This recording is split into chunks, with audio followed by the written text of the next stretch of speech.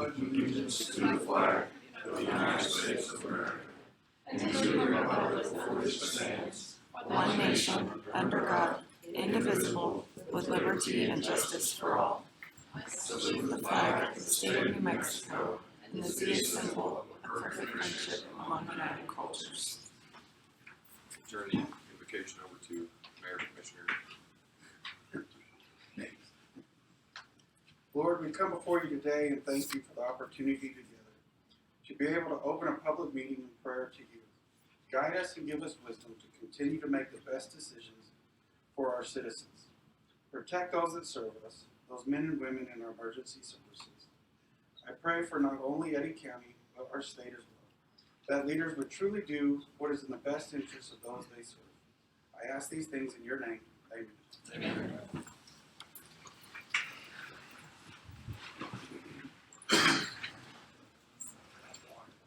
Good morning, Commissioners. Good morning to those who are joining us in the Commission chambers this morning.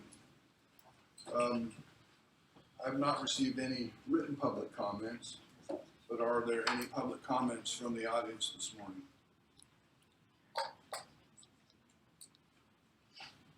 Seeing none, we'll move on to item 2, which is a public hearing to approve the Desert Willow subdivision preliminary plat.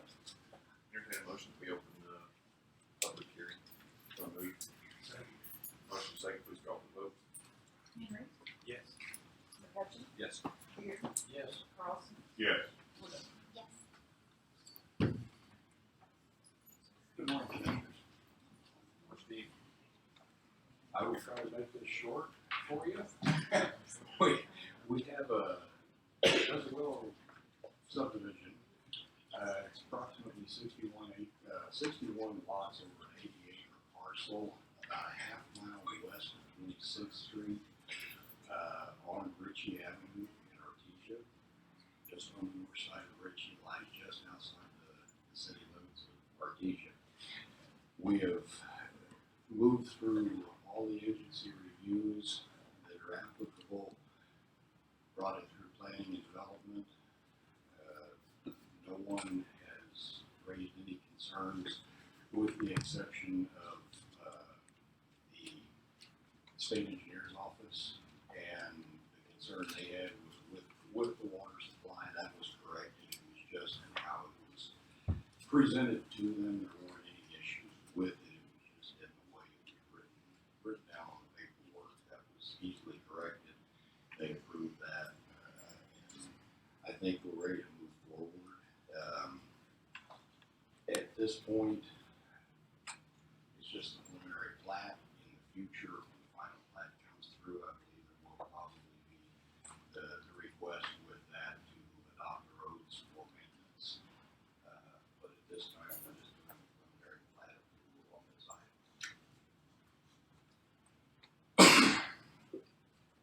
Any public comments specific to the public hearing? Mayor. Cass? I have looked at this, visited with Steve about it, and he's got all the requirements that we have in place. So you're free to give approval of the preliminary plan at this point. Nothing either. We'll entertain a motion. We approve the preliminary plat for Desert Willow subdivision. I'll make that motion. I'll second. Okay, we have a motion and a second. Please call for the vote. Henry. Yes. McCutcheon. Yes. Beard. Yes. Carlson. Yes. Thank you, Commissioner. Thank you. Entertain a motion to adjourn the public hearing. Second. Motion and a second. Please call for the vote. Henry. Yes. McCutcheon. Yes. Beard. Yes. Carlson. Yes. Thank you, Commissioners. Next item on the agenda, we have a presentation from Noah's Ark. Well, Ms. Linda's here this morning. Oh, okay. All right. Next item then would be the assessor's annual report. Ms. Jim and Ms. Melissa. And Roger. Morning, Commissioners. two reports, but the state said we can just combine them all into one, so it saves you time and it's not going back.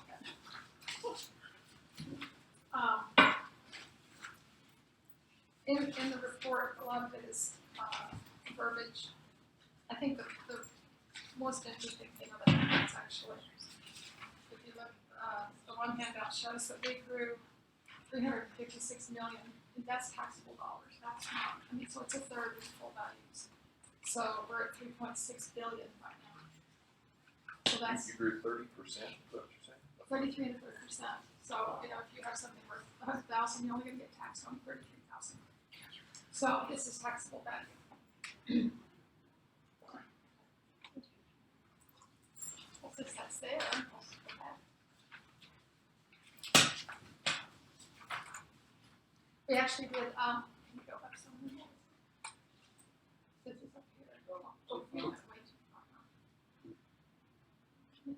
Go back up. 35. Oh, this is a fast mouse, sorry. One more. There it is. There you go. On the roof, the staff, we're just still hiring staff and people come, people go. But this last year, we've had a lot of people taking education classes by Zoom, which saves money on the long run, but they just don't learn as well on Zoom meetings because a lot of the stuff that they're having to learn is very technical. A lot of math. And so hopefully, we're looking at a bunch of people taking classes again this coming year. So hopefully they'll be able to take them, you know, in person, who knows where. They're all over the United States, so that's cool. Our reappraisal, we actually got completed with the section this year, and I've never had that happen ever. The prior didn't either, person, oh, I'm so sorry. The prior assessor did not either this year. But we're getting there, we've got a plan, we've got a chief appraiser who's actually giving different parts of the county to different appraisers, and that's part of their job is to make sure they get that done. So we're getting that done. We have a new flyover. Pictometry did their wonderful job, and everybody has a copy of that who needs it. Software's just kind of the same. We're still doing our annual report, giving our software our annual report to the PTD, and it's all online. They're not visiting us again this year, so maybe good, maybe bad. I'm not sure how that's going to work. We'll see. They're still working at home. Yeah, PTD Makes is sense. working on. That makes sense. We had requested the IAAO classes be presented in person because they are a semester-long class in 4.5 days and then a test. And they said that they're all still at home, so they can't do it in person. But they were able to come to our affiliate meeting with us last week. But they were with us for 3 days. Yeah. A lot of them, so. I think it's interesting. Is that by choice or by some direct? They say it's the governor's order. I'm not sure if they did That's governor what they or said, but- TRDs or somebody's. PTD works for TRD, who works, you know, there's a lot of stuff going on. Like I said, talking about growth, if you look at it, this kind of really did surprise me because I was looking at our 2020 numbers. The last 3 years, we've gone over 2 billion in taxable value. Most of that actually is in state assessed, and they just, you know, we just keep having more and more property out there that the state actually assess. People report to the state, they don't need to do it, they report it to the state. Tammy, can you explain that to me just for a second? So you're saying in the last 3 years we've gone 2 billion in taxable value. Yes. Is that added structures? Is that increase in appraisals? What goes into that number? Okay, on this form, this one, if you can go back to that one, it's the last one, the last letter pages. No. That one. If you look, there's your residential land is included. So like last year, it changed by 3 million. Residential, so that's just the land itself. Your improvements or anything that's on that residential land. That's all your houses, your sheds, your pools, all that is 52 million. Non-res land is anything that's non-residential. It's all your commercial land. Okay, so that 3 million. The non-residential improvements are commercial buildings. So that's 14 million. Your business personal property locally is 18 million. Manufactured homes went up 2 million. amazing how much manufactured homes are worth now. So we went from 4,000 last year to 4,100. Over, well, that's not something right though. 550 of them. Because you increase 75 parcels, give or take. Uh-huh. Is that what Exactly. you're saying? So you have the increased parcels, and the taxable value has gone up, like you said, 2 million, but that's not necessarily attributed to the increase in value over each structure. No, usually on mobile homes you're speaking of. Mobile homes usually depreciate after the first year they went on, Okay. but there's a whole lot of new mobile homes in the county. So it sounds like that's been a method of folks finding a place. The inventory has not met pace with demand, and modular homes on parcels has helped meet some of that Exactly. demand for single family. But some of the mobile homes, as long as they're put on in the tax and it becomes a deactivated title, then they're considered just plain residential. So they don't have a title anymore, they're just a resident, like a home. And do the workforce camps, I know there weren't necessarily any new ones last year, but are those considered modular homes, or are those commercial properties? Those actually residential, well, it depends on how it's rated. Like, if they're considered like, because some are considered residential because they're so small, others are considered like a hotel, and that's commercial.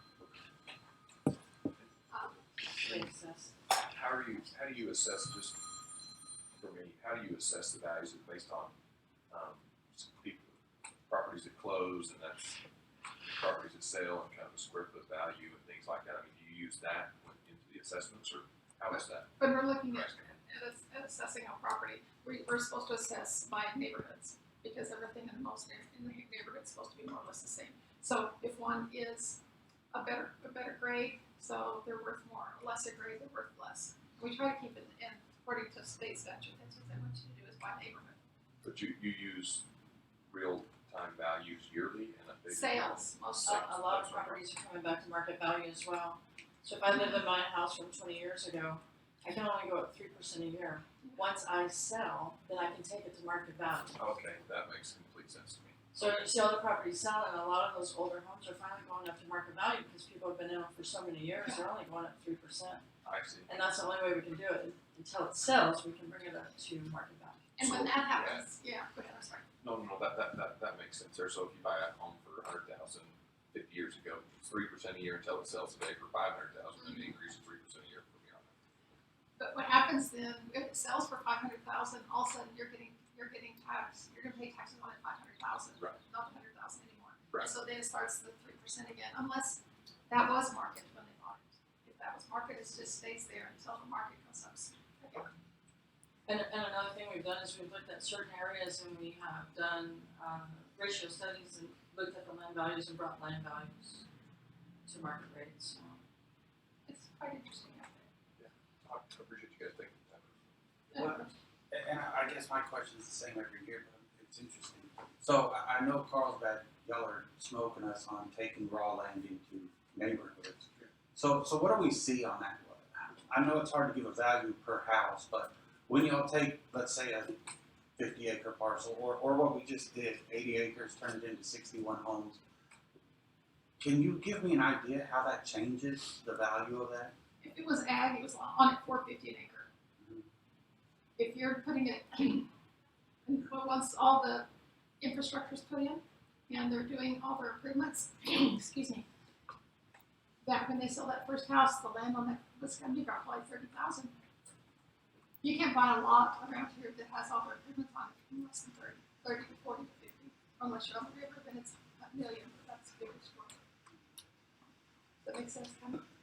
Yeah, I think so. And then, are y'all going to continue with the presentation? I don't want to jump ahead of it. Oh, go ahead, let's go back to it. You know, because looking through here, I got interested in the difference in the growth in Artesia to Carlsbad. I mean, obviously, Carlsbad's way outpacing Artesia.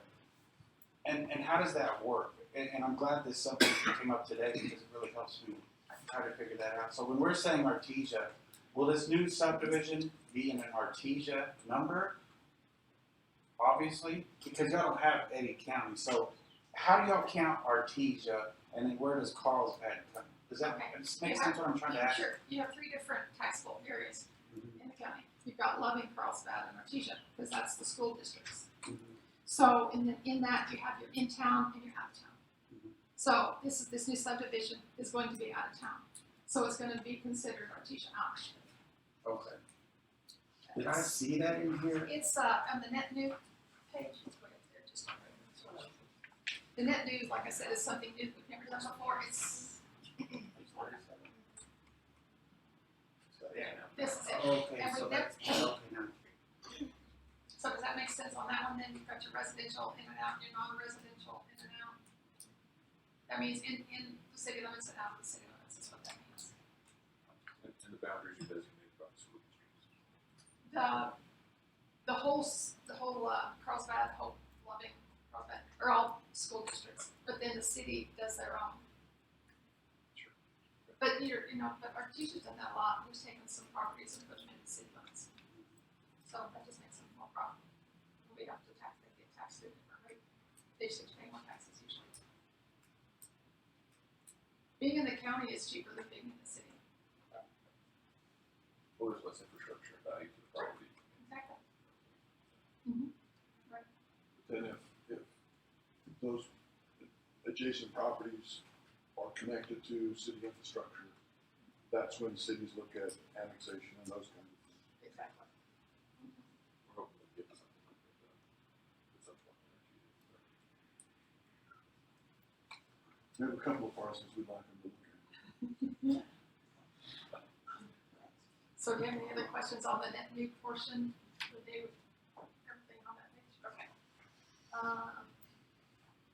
The deeds I thought was very interesting. Go back to your state State assessed. assessed. What's the difference between the county assessor and the state assessed? Because that's the largest difference in all of the value. You have to meet certain criteria to have to report to the state. That's your railroads, your pipelines, your rigs, your towers, all of those have to be reported to the state. Because a lot of times they're a huge corporation that has things all over the state. And so then the state just picks it out and divvies it up and puts it to the right area. That makes sense, because I was thinking, are they assessing state lands? Yes, it's Because that's PILT. business personal property. And if it runs intra to interstate, so if it goes from our state to the next state, they take care of all that. Like equipment stuff with construction, that's. So Yeah, that that's suggests that the activity levels within the county for industry, using that term broadly, has continued to grow significantly year over year. Exactly.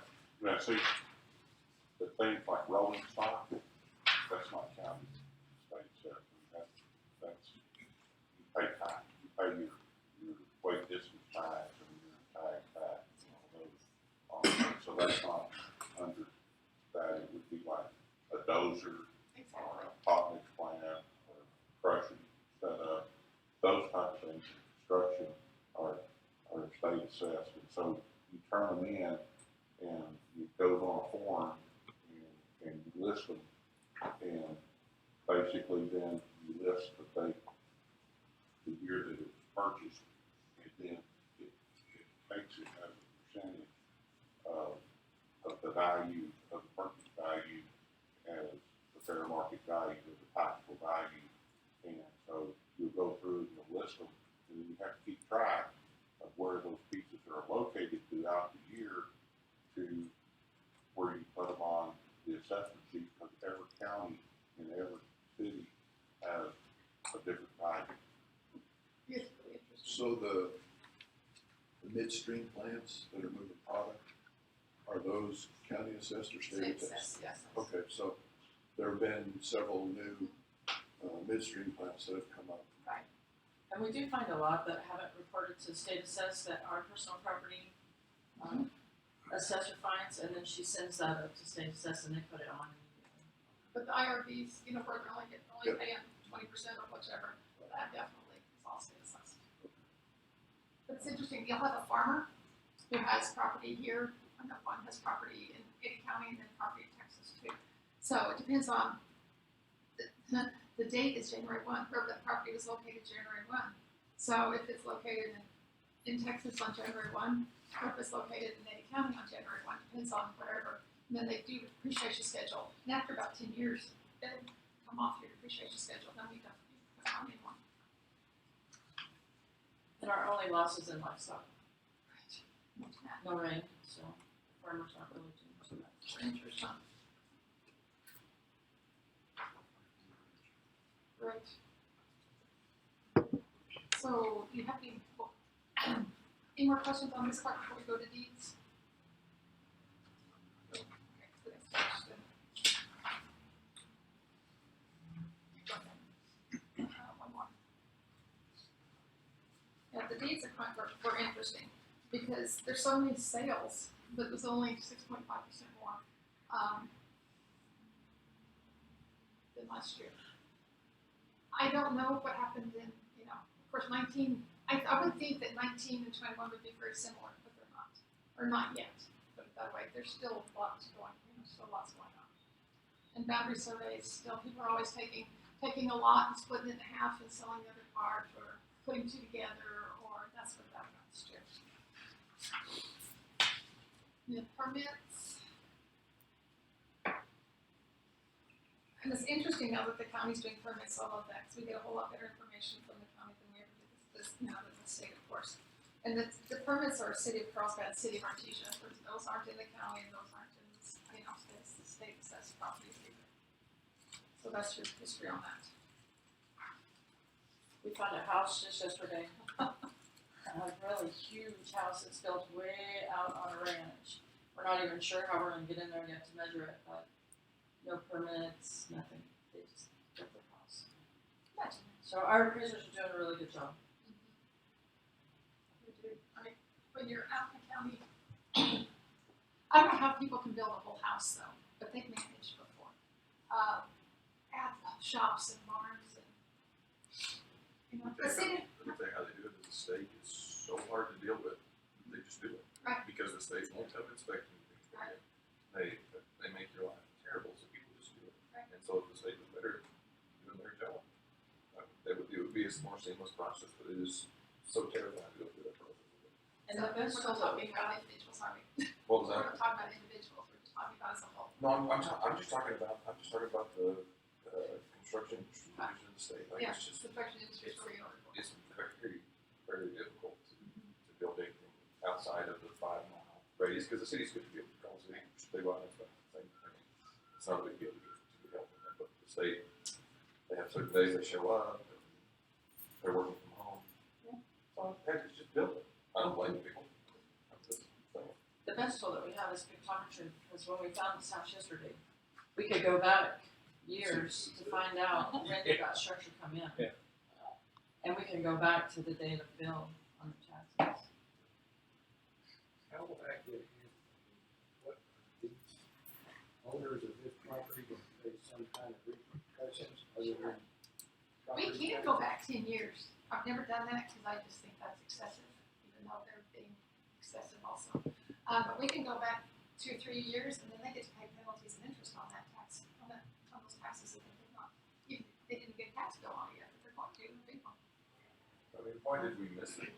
Why did we miss it? It's way, way, way out on the range. It's really far, like, we're just fixing to start doing Queen area. I'm sure you guys know, ranches are way back up in there, gates are locked.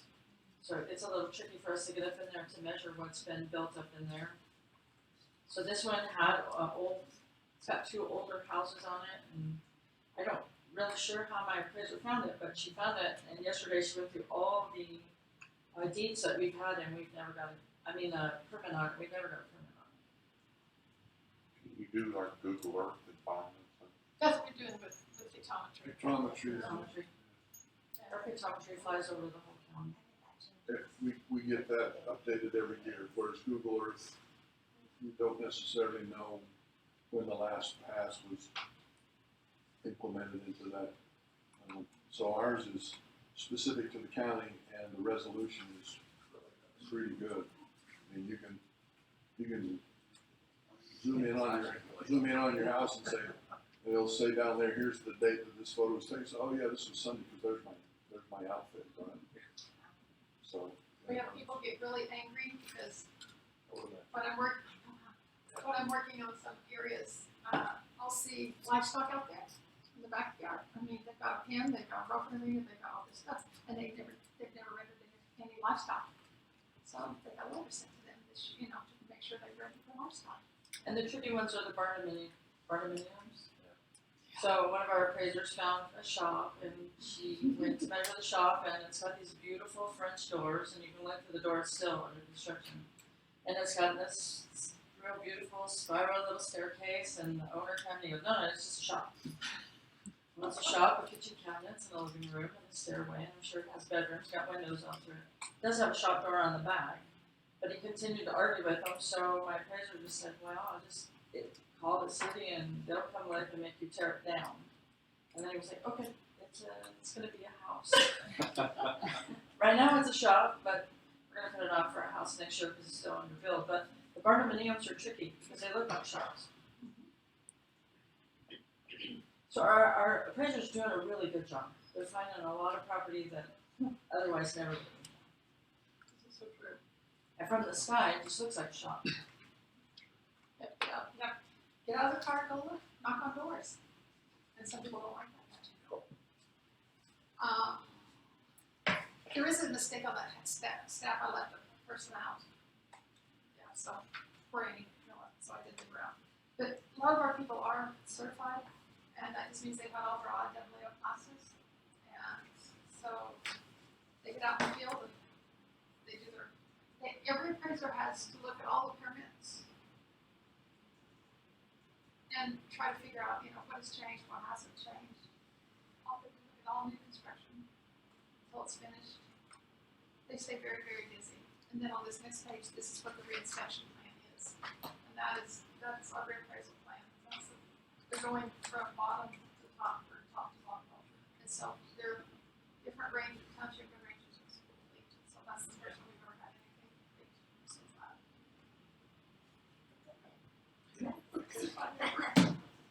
It's a little things in life, believe me, but it's not a little thing, it's a big thing. It's a big county. It's a big county with a lot of development. But we're always still, I don't know how counties operate that don't have a lot of federal to say them like we do, we're 18% private more or less. And so these counties that are 100%, they must have to have a humongous staff, that's all I can figure, to try to keep track of all that. So anyway, I thank you for all your support, and any other questions? This has been very interesting. I have a comment. That's the second first time effort or ever we've heard in the last month or so. The last one was audit, first time no findings. So something's going on pretty good right now. Thank you. Appreciate it. Thank you. Appreciate you. Thank you, Ms. Williams, voice, and Rocky. He does it. All right. Next item is an update from Red Rocket about the ad campaign. Wes. Damien, I assume. There he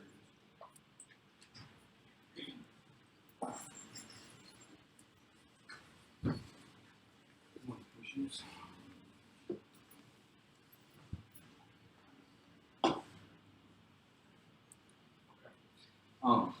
Next to that. It's here. There we go. So the campaign that we launched for Eddy County close to a year ago now at this point was branded Paid For By. And as many of you know, because many of you, Commissioner, I think all of you, were in our videos towards the end of it. And the goal of Paid For By was to educate a few counties on what oil and gas revenues really do for the state. So, like, whenever you run a lodger's tax campaign or advertising campaign, you're required to, at the bottom of it, put Paid For By lodger's tax. So that's kind of where we got this name for it. What is paying for our schools? Well, they're paid for by oil and gas was the ultimate pun on that. But these are the 13 counties that, I apologize, it's not going to all fit in there. But you can see in the gold versus blue, the gold counties are the ones that we ran them in, and it was a selection based, typically, basically off the sentiment of the county towards the oil and gas industry. and we picked counties that had a negative sentiment. So counties that typically don't support oil and gas is what we tried to run these ads in. Let's pull down a little bit more. So this was one of our ads. And did you know that this bridge and this road is partially paid for by oil and gas revenues, right? And that's one of our most iconic bridges and riverscapes there. Everybody around the world, not everybody, but several people around the world know what that is and where it's at. And so we wanted the people of New Mexico to know that this is partially paid for by oil and gas. Put down a little bit more, another piece there. Maintaining our beautiful landscapes, paid for by oil and gas, right? And then again, roads, right? That's a big one across the state. This is more of just graphical. We do some of these places are like layers over layers, but it's all graphical to get people's eyes stop and read the actual information that we were posting. More landscape there. But when we get down to the actual data of it, over the course of the campaign, we reached over 3.2 million people in those 13 counties. Now, what that means, there's not that the population of those counties is not 3.2 million. So clearly, we reached several of them dozens of times. And when I say we reached them, I mean the people of those counties. They would see these ads pop up with information about what oil and gas was doing for them. And of that 3.2 million, 20,000 comments, likes, and shares happened. And because of certain profanity filters, I'll just read you one of the comments. I can't show them all because several people did not like being confronted with the truth. But one of them that we confronted several times was, we are 50th in the country to have the lowest school achievement. Our infrastructure is failing. Your 30% you brag about is not impressive at all. And so this was a post saying that upwards of 30% of the state revenue is provided by oil and gas in some way, shape, or form.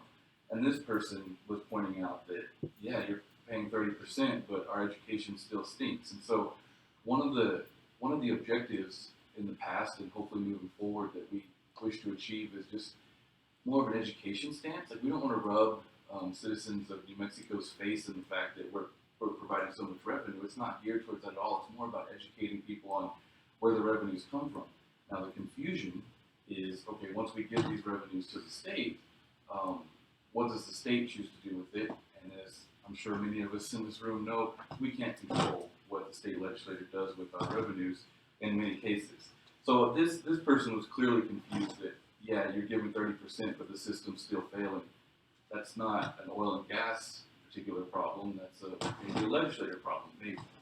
I'll move down to the most impressive thing that got me.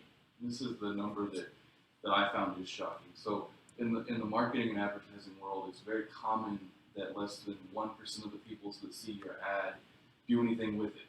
And I'm sure we see ads all the time, all day, and we do absolutely nothing with them. Towards the end of the campaign that we ran, we targeted specifically the Roundhouse, and we targeted the Roundhouse during session this year. And so literally we drew a circle around the Capitol building, and we only ran ads to people in that building. And we reached 14,207 people. The most interesting fact to me was, of those 14,000, there was 5,962 actions. And so we had over a 41% engagement rate, which is 41 times what you achieve in most marketing campaigns. So what this tells me is that people in the Roundhouse that would see these ads pop up, these educational ads, they almost a majority of the time would click on it to be more educated. So versus what we saw with the general population of New Mexico, where we had a very low engagement rate, this proves that our legislators and their staff were actively listening to what we had to say on social media. Because when they see it pop up, 41% of the time, they would click on it and read it. Or there towards the end of the session, we put y'all's videos up to them, and they would watch what you guys had to say, which was the purpose of that. Because you are elected officials from Eddy County, those people wanted to hear what you had to say about oil and gas. And so I believe our most successful effort of the entire campaign was what we did at the Roundhouse to the legislators, just because so many of them were clearly interested in what Eddy County had to say about oil and gas. Yes, sir. You have the percentages for negative and positive comments of the 5962? When you say 5962, Do you have a percentage of the positive and negatives? no, I can. Comments, likes, dislikes. I apologize, I do not have that percentage. I can break it down for you. I will say, I'm just curious. sure. Many of the citizens. I have another comment here. One person came on and said, "All you do is destroy the planet. Nothing worth pollution and death you're inflicting upon the people of the earth." Just one random comment, and then in response, several people came back to actually defend what we were doing. And so this is social media, right? You get a mixed bag. You have no idea what people are going to say. But in many cases, someone would just come say some random negative comment that had no truth or fact behind it, and then some citizens of New Mexico would actually come to oil and gas defense because they understand. So while I don't have a percentage, and I apologize for that, I can't get it. I don't have that percentage. I can tell you that in many cases, people defended us more than we needed to defend ourselves.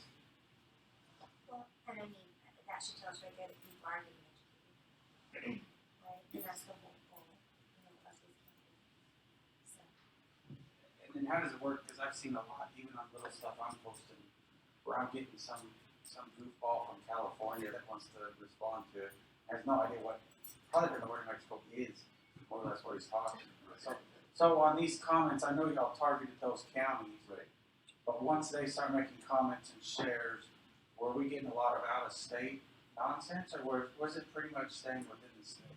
I would say that the most radical comments were coming from anti-oil and gas type people, and I would be willing to stake a percentage that 95% of all comments came from in-state. Very, very few. It's probably less than 5% of our comments came from out of state. And the pure reason for that is we were paying for these ads to be specifically ran in New Mexico in those 13 counties. So the disadvantage to doing this is that means that those other counties, even in New Mexico, didn't see the information at all. So to answer that, most of it came from in-state in those 13 counties. So when you were talking about the 20,000 actions. Yeah. So what counted as an action? So you put something out and someone shared it. That's an action. That's an action. But then what if off of that share you get more shares? We don't. 'Cause I don't understand the Facebook world, but I understand that shares go to shares to shares. And that fifth share is usually when we're getting the goofball from somewhere else. Correct. But did they, I guess, what all were actions? So if they would click on the ad to enlarge it, that counts as an action. If they would comment on it, that counts as the first share would count as an action. A like, a dislike, any engagement is what the actual word is. Anytime they click on it the first time, that counts as what we paid towards. As you pointed out, a share can be a share down the road, and after the first one, we don't get to see that data in the paid part of the campaign, although they do happen. I will say that most of these were not shares. Grand majority of them were not shares, because if I'm anti the message, I'm not going to share it to my page. And so I think that has a huge part to do with why we didn't get out of state or even out of county people, because these anti-oil and gas types did not share it to their own pages. They didn't want to be associated with it, other than just make a random bad comment. And I think that's why. If you have something less invasive, you're more inclined to share it, and then you get people from all over the world just tagging, jumping in. Really, this was the most exciting thing. The last page of my presentation. I can't, as a marketing and advertising person, I can't emphasize enough how much of a gold mine that we just found. 41% of the people in the roundhouse actively engaged and watched and did some kind of engagement with our ad when they were in session. It's a very powerful tool, because now we know if we want the legislators to see or know something, we run the ad and we target the roundhouse during the session, and it's going to be seen and heard. How do we target that specific audience during the year? the most cost-effective way is still, in my professional opinion, still a personal outreach. Because if you give me someone's email address, I can target them left and right. But many times, if you're talking about elected official, we only get their public email address. So it's not, the value of that email address is not very high. So that would be my first approach, is to answer your question, is how we target them throughout the year. Let's get their email addresses. Might take a little bit of research, but I think we can do that. And once we have that, we can put any message we want in front of them. It's kind of hard to say, hey, let's target, even if we said Eddy County, right? And we have a handful of legislators from Eddy County. Even that, why would we run media ads to all of Eddy County to just hit 5 or 6 people? So we would want to precisely target with their email addresses to answer that. We also found that the videos were a lot more, there were more actions with the videos rather than just the ads. And so in the next budget cycle, we would like to, I have in that budget to do another campaign and then try to get more video type things going on. And maybe ask some oil and gas companies if they would come in and make a video with us promoting Eddy County oil and gas. I have no doubt that, and I apologize, but I have no doubt that whenever part of that huge success rate in the Capitol building was because we put that video that I filmed with each one of you, we put your faces in front of them, and we put your title boards in front of them. And so when they would see, John Henry District 2, and they see your face, they would be like, oh, that's a real person. He's a real elected official. I firmly believe that the videos we shot are part of that huge success rate. And as Mr. Hooper suggested, we would like to expand that to include videos from other oil industry people, other elected officials, to make that more expansive in the future. Well, that's a little scary if we're making a connotation that elected officials are all telling the truth. So, I'm under the belief that my elected officials in Eddy County are telling the truth. Thumbs up. Yeah. What about, need to qualify that. and to go off what you just said, not only just oil and gas, but I really think if you could get some school board members from any of those 13 counties to actually understand that their budget's coming from oil and gas, municipalities, mayors from across the state, somebody that's not Eddy County that kind of like let's take a message out. Man, if someone had the guts, which would probably be hard to find, but if someone had the guts in Las Cruces to do it, can you imagine the clicks you might get if it's one of their elected officials? And we should probably do that with some of the people that we presented to. We probably will do that. What are you talking? Yeah, I think one of the challenges is, especially by the time we recorded y'all's videos, everybody's getting geared up towards the session. So the goal in the future would be to plan it out way ahead of time, so that, as you guys know, having that camera pointed at you is not the most comfortable thing. And whenever I get there and I ask you questions for you to just openly talk about it, right? That's not comfortable. Nobody likes to do that. So maybe this next go around, if we can ask them several months ahead of time, that might be a more tactful approach. So, Yeah. Yeah, we have a list of questions prior. I think y'all did a very good job. An interesting note here. During that 60-day session,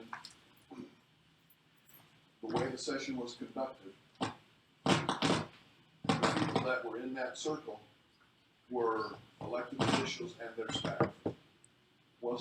The galleries were not, the public basically wasn't present because of the way it was conducted. Don't know if how things will progress in the future, but I think Dave's right. 14,000 hits and 6,000 responses in 60 days is pretty amazing considering the population that was there. It was a few hundred people. I think it did what we were intending to do. Yeah. Well done. It's not a big deal, let's play Facebook. Well, Not a screen time. not to not to get in the weeds of it, but one of the interesting things that I found that truthfully I didn't even know about my own ads until I was in the Capitol this year by invitation of some elected officials. And so when I went in there and I left, I went back to my hotel room that night, the ad actually followed me because I stepped in that circle. So that night when I think that has a lot, like as you mentioned, like they're on Facebook a lot.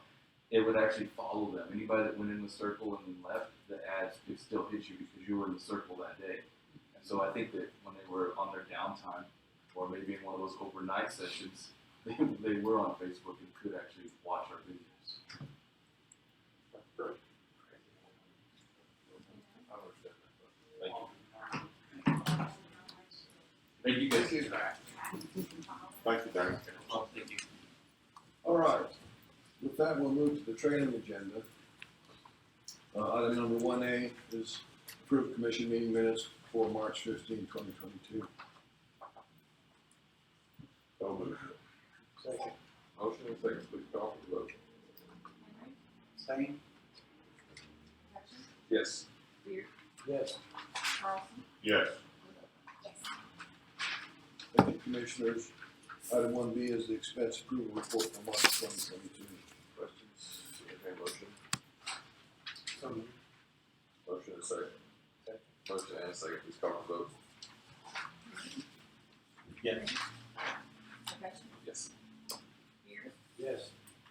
Yes. Thank you. You'll note item 2, the treasurer's report for February 2022 has been included in the agenda pack for your information. Item number 3 is the February 2022 revenue report, Mr. Berta.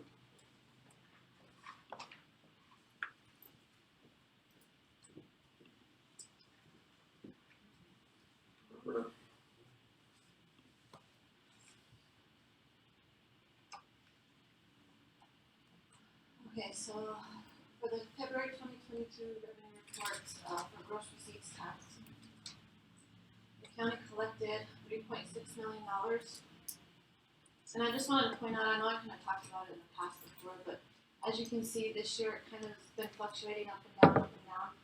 And that's really due to the state and how their cutoff date is reporting. You know, even if the same taxpayer is paying on the same time every month, their cutoff date fluctuates, and so that's kind of where you see the up and the down movement. But we have been staying consistently at about $3 million for gross receipts tax every single month.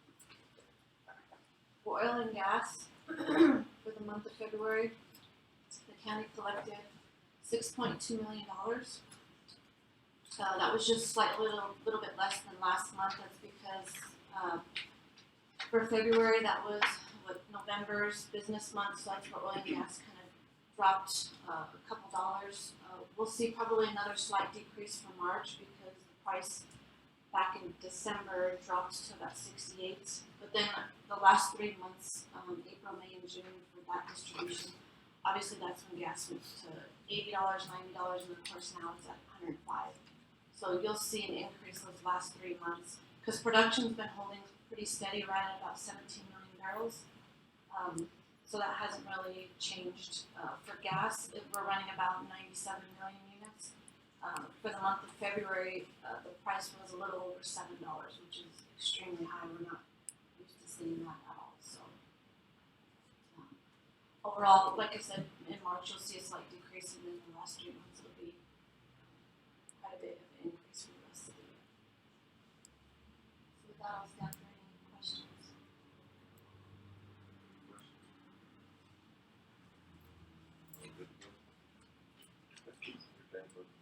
We approve the revenue report for February 2022. Motion second, please call for the vote. Henry. Yes. Yes. Yes. Yes. Yes. Thank you, commissioners. The next item on the agenda is the budget versus actual for February revenue and expense. Mr. Berta. Mr. Chairman, Commissioners, for the February revenue and expense reports, as you can see for the county overall, we're pretty much collected almost 100% of all our revenue that is budgeted, and we're at about 52% of expenses overall countywide. For general funds, obviously we're over our 100% collected revenue and that's due to oil and gas, GRT, property taxes, all of our big line items. We've collected a lot more than what we budgeted so far. And for expenses, we're slightly under at about 64% expense for general funds. And as you can see, none of your departments are over budget. Actually, most of them are slightly under budget as of February.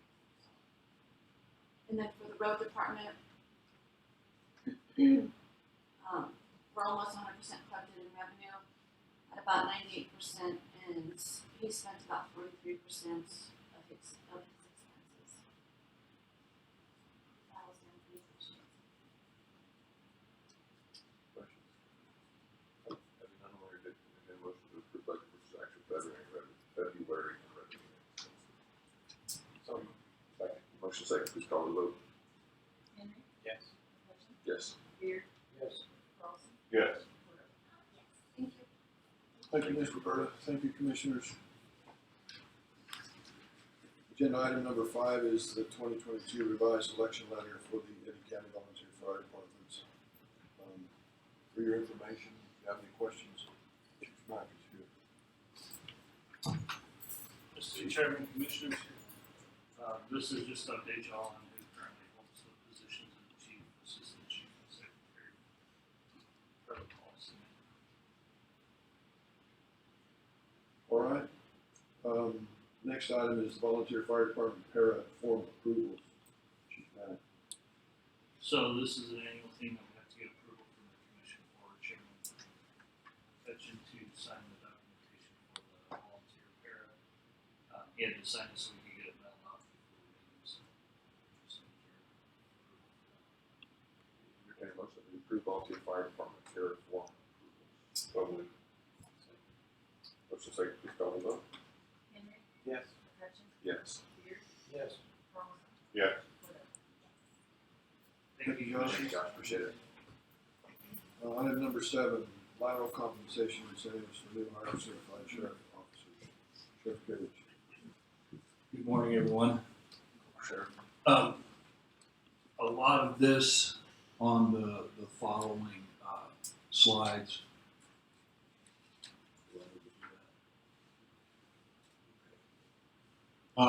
Is information only. It's what we're doing. What I'm seeking approval from the commission on is this part right here. We've done some research with other agencies and folks who have thought about coming over to us, veteran officers who have been hesitant to pull the trigger, no pun intended, to take the leap over to Eddy County and come to work for us. They like all of it. There's a lot of attractive things that folks like about our county, working for the county. They like the pay, they like the benefits. However, when you are a veteran and you've got some time built up as far as sick time, vacation time, it's kind of difficult to go, okay, well, kids, I'm going to take a new job and we're not going to go fishing this summer, or we're not going to go to California because I lost all my vacation time, or I cashed in, or however it works out. So what we've done is looked at what some other agencies around the area, around the state are doing, around the nation are doing. And this is pretty much a really, there's some cost associated with it potentially later on, but it's really actually, when you look at it, it's pretty free, it's pretty cheap. If folks come over as veteran officers, and that would be officers who have already certified, a year or more experience, we would, after they finish, what we're seeking to do is after they finish their FTO process, which isn't too long for most veterans who've been working for a while, they would get 48 hours of vacation leave automatically. Sick leave automatically. That would be available to them. Because that's also a scary thing when you move agencies. What if you do have an illness right after you get there and you don't have any sick time built up? So this would give them basically a little nest egg of about what they would accrue in half of a year. And then vacation leave, what we're looking at is with a deputy who has 1 to 2 years of, and this is law enforcement, certified law enforcement experience. They would get 40 hours of vacation. If they have 3 or more years, they would get 80 hours of vacation put on the books for them. And then the third part of that is kind of confusing the way it's written.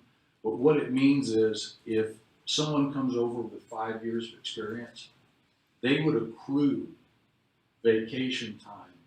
Sick time is the same. Everybody accrues that at the same rate. But vacation time is dependent upon how many years of service you have. So what we would do is give folks credit for their time, for their time as a certified law enforcement officer, and they would accrue at a higher rate than, say, someone who is in the academy and doesn't have any time. So, and that would be on a maximum credit of up to 10 years of service. I'm not going to get all crazy about it. But this is a little less than I think what the city of Carlsbad does. And it's a little less than what a couple of other, but this is what I feel comfortable coming in and requesting your permission to move on and start doing it. This, and then I wanted to show you this as well. This is our new, we already have this out with the exception of the lateral incentive part.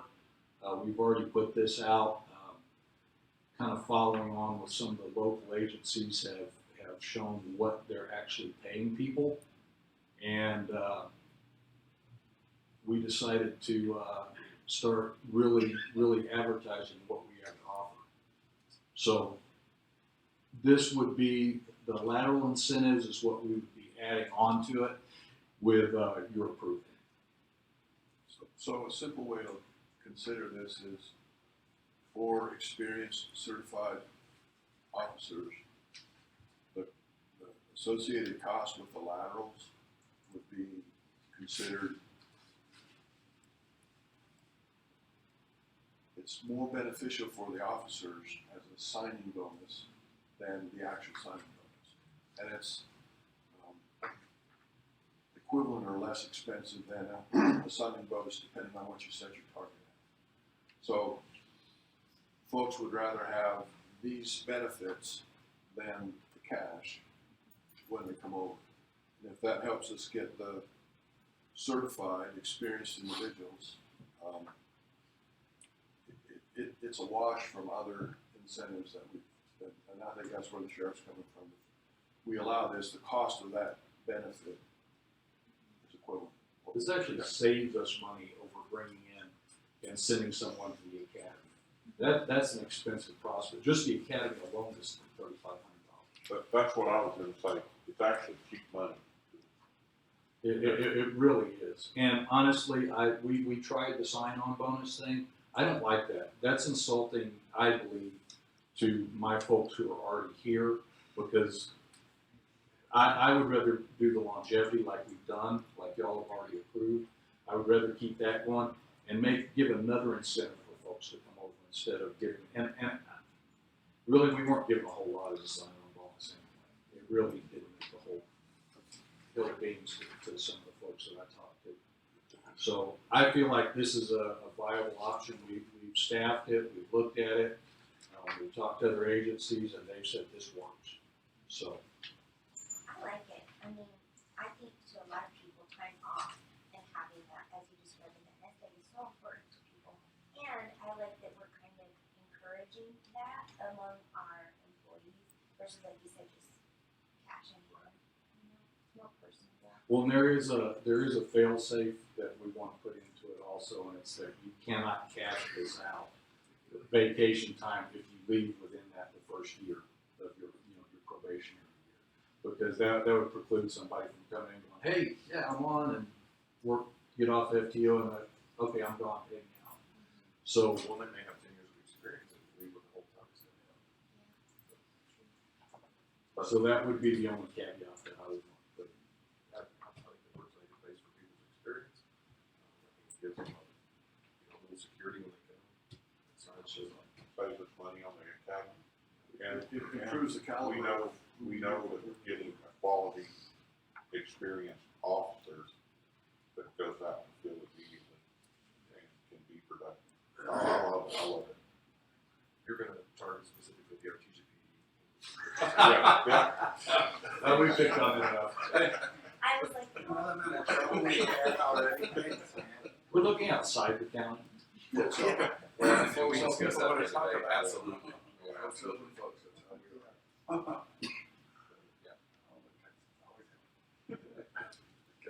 I'll make a motion. I think it's great, sure. Okay. Motion second, please call for the vote. Henry, Yes. McCutcheon, Yes. Beard, Yes. Carlson, Yes. yes. Thank you, I appreciate your consideration, your support. All right, item number 8 is the resolution and agreement consent agenda. Any items to discuss for pool? Having none, we will approve I will entertain a motion that we approve the resolution and agreement consent agenda as presented. Second. Motion second, please call for the vote. Henry, McCutcheon, Yes. Beard, Yes. Carlson, Yes. Yes. Thank you, commissioners. Item number 9 is elected official department updates. Mr. Brian.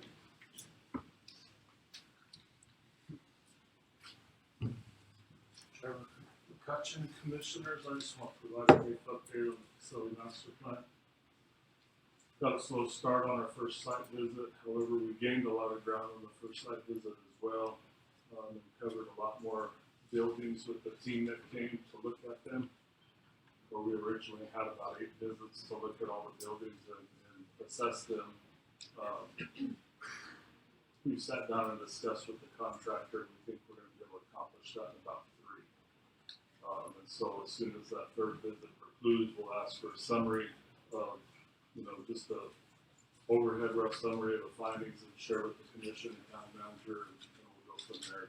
But generally speaking, just from our debrief before they left town a couple weeks ago, and they'll be back here, I believe April 15th is a Monday, they'll be back that week for another round of site visits, and we might be able to get the rest of the buildings that week, but we got a solid B plus across the buildings I looked at the day they came, which was courthouse, detention center.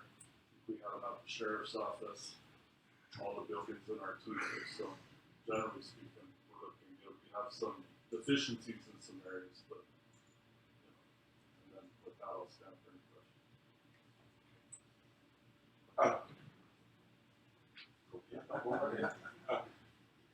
Do you take care of the parks? Yes, sir. Which parts? Well, yeah, Well, we have a park out in Malibu. yes, sir. I've got several calls on that. So that poor park, and yes and no. So years ago, when I first started with the county, and this, I guess will kind of be an excuse and otherwise, never really been staffed to take care of everything properly all the time. That dude's way out there.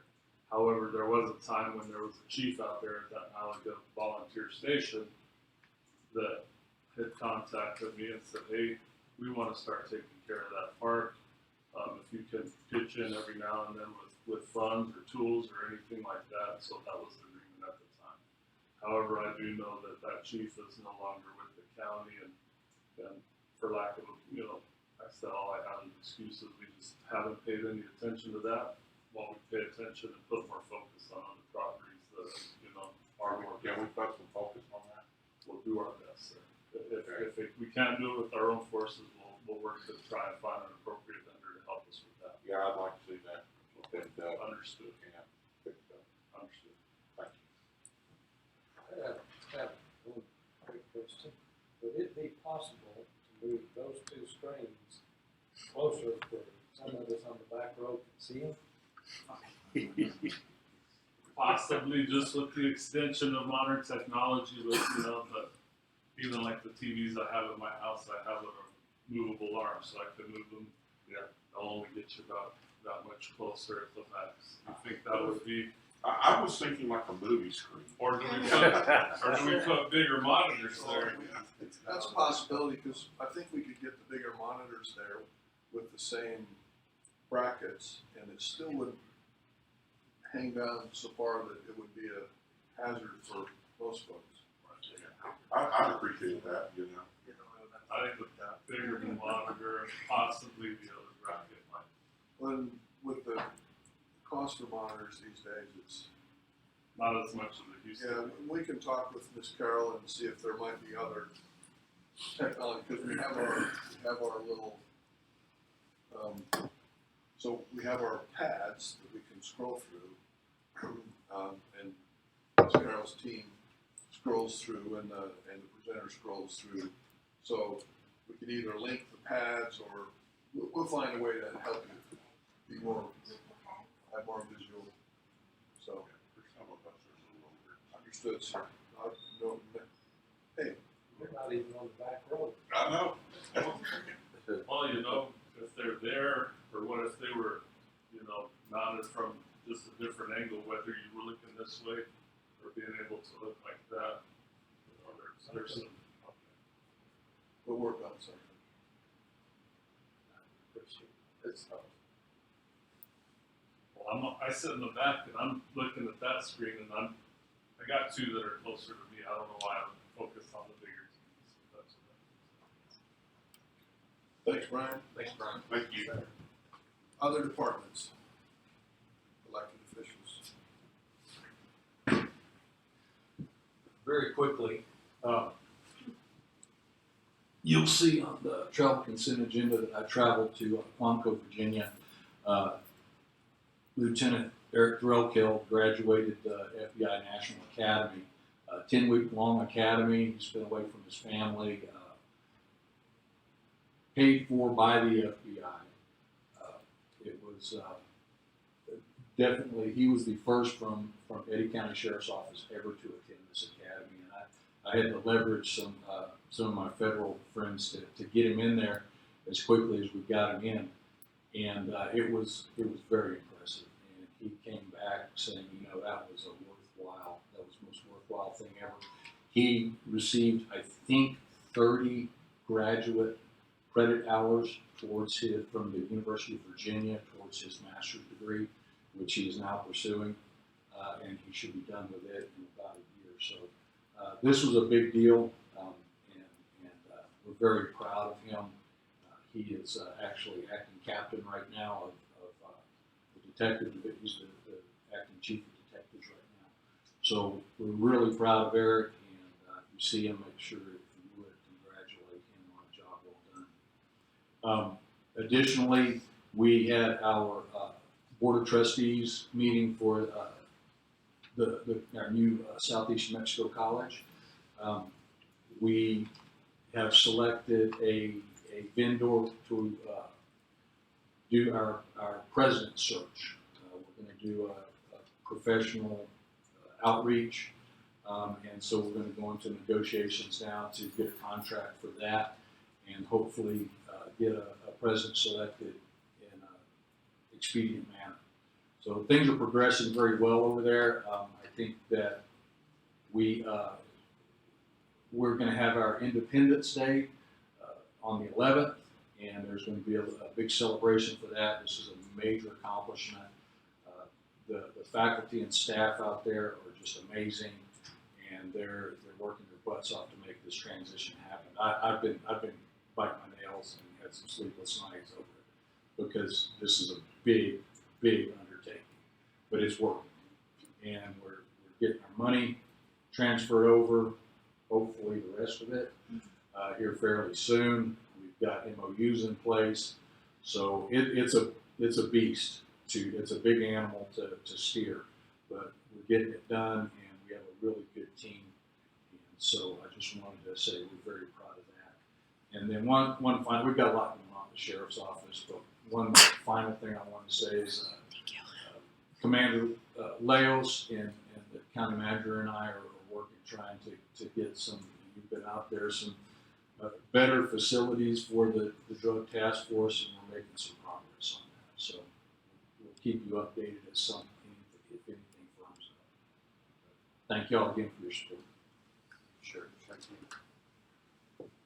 Other updates? Mr. Hooper? Mr. Chairman and Commissioners, I just wanted to let you know that we have a public meeting scheduled April 7th at 6 p.m. for the Crossville Road Extension Study.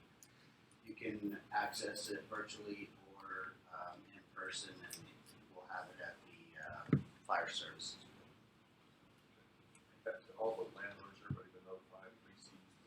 We've, yes, she has. Yes. So, I sent her an email with the invitation, and we also sent code enforcement out with invitations that went house to house, and I told them to make sure to drop one off with her also, so she should have plenty of classes. Thank you. Did you say received or? I just want to make sure. Other departments? All right. Legislative update. Today, the legislators are in session, special session. In theory, it's a one and done, one day and done. The agenda for a special session starts today, started at 9 o'clock. Includes item number 1, up to $1,000 in household relief for taxpayers, $500 payments to single filers, and $1,000 for joint filers to be distributed in 2 parts, spring and fall. Item 2, a measure to cut rail runner ticket costs for the next several months as an affordable option for commuters as gas prices remain high. And 3, a revised $50 million supplemental spending bill, which was the junior bill that she pocket vetoed for community projects and programming throughout the state. The bill will include new requirements to ensure transparency for each project. So we'll see how the chips fall today. The theory would be a 9 to 5 session. I don't have any updates as to how things are progressing. I guess there would be one other item on that agenda, and that's their fee bill for the day. Anyway, we'll see. There were, in the junior monies, there were a handful of projects in Eddy County for a lot of different entities, but they're smaller dollar values, which is what you'd expect from junior monies. Hopefully, the feedback I've gotten so far is they didn't. The folks I was talking to, they didn't expect any changes in the Eddy County junior money projects. So hopefully that'll run through. Any other legislative? All right. Item number 11, the travel request consent agenda. Any items to discuss or pull? I'd like that motion to approve the travel request consent agenda as presented. Second. Motion second, please call the vote. Henry. Yes. McCutcheon. Yes. Beard. Yes. Carlson. Yes. Woodruff. Thank you, Commissioners. Item 12, we have no emergency business. Legislators are in session. Are there any other elected officials that would like to make comment? County manager comment. We're wrapping up the fiscal year 22-23 budget, and we'll work to share that information with the commissioners so that you get a chance to look at it before we bring it to commission. I think the plan is to bring the budget to commission the first meeting in May, which I think is May 5th.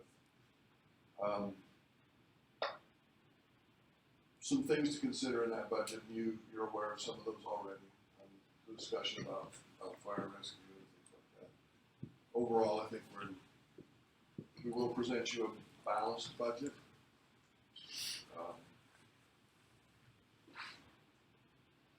Where CDOD is aiding the county as the administrator for the American Rescue Plan monies, that process should conclude here in the next couple of weeks.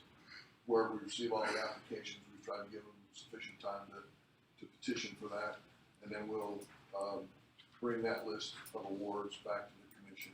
You've already, approved the general plans for those. We just want to make you aware of what the actual expenditures are. So that process is continuing.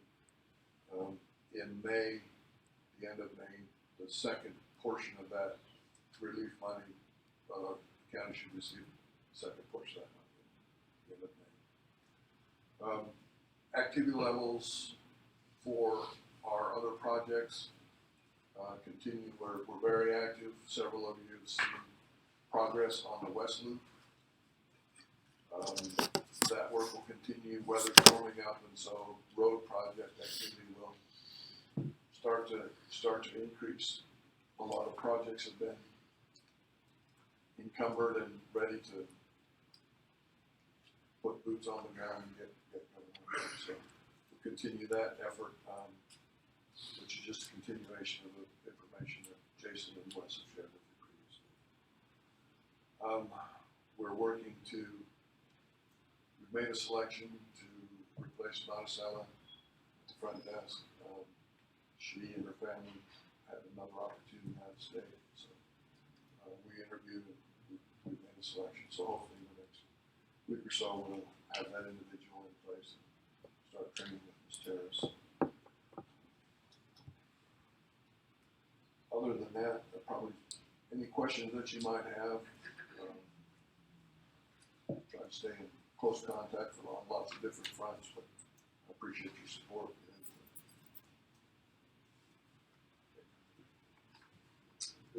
All right. County Commissioner comments. Want to thank Sheriff Cage and the Sheriff's Department for setting up their training simulator for us. We had a good time. It was nice to see the type of training, that the Sheriff's Department goes through, and also to Josh Mack and his team for putting the presentation together for us. It's not easy work doing all of that, and I just want you to know I appreciate it. And just, as always, I appreciate the work of the county. I think everybody's doing well. It's going to be windy today. People stay safe, secure your trash out there. And that's really it. I would echo what Commissioner Cordova said. Thanks to everyone for last week. One thing I really appreciate Eddy County as a whole for thinking outside the box with this pay for buy campaign. When we took what I keep calling the show on the road with Ernie and Wes, going to all these cities and places to spread the word. I really think that's what it's going to take. We've got to start educating folks out there as to why it's important to understand oil and gas, and where those monies are coming from. So I really appreciate everyone that's putting that together, that's continuing to work on it, continue to make it move, because it sure helps Eddy County, helps the residents, because obviously we need those jobs and those things. So thanks for that. That's all I have. Again, I'd like to thank Josh Mack and Sheriff for hosting this and a very informative session last week. I thought that was very good. And like John, I think that what we're doing with now the technology and stuff, Red Rocket, and going to really help us, get the word out, because we're kind of stuck out here in rural New Mexico.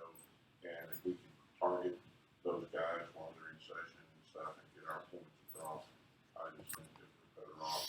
And, link that with the fact that we as a commission are going up there to Santa Fe, not sitting in our chairs in Eddy County and expecting to change something in Santa Fe.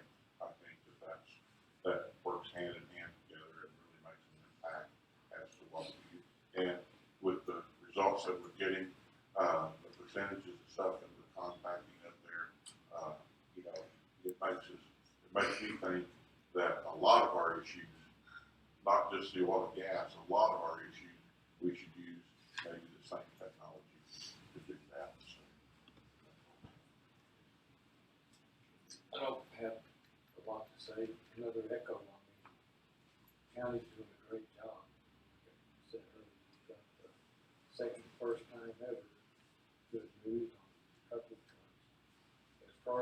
Rocket and negative comments, so I'd just like to make a comment, you know. It sounds like it's the same old crowd that across the nation seems to have an awful lot of trouble with the truth. So, I'll let it go with that.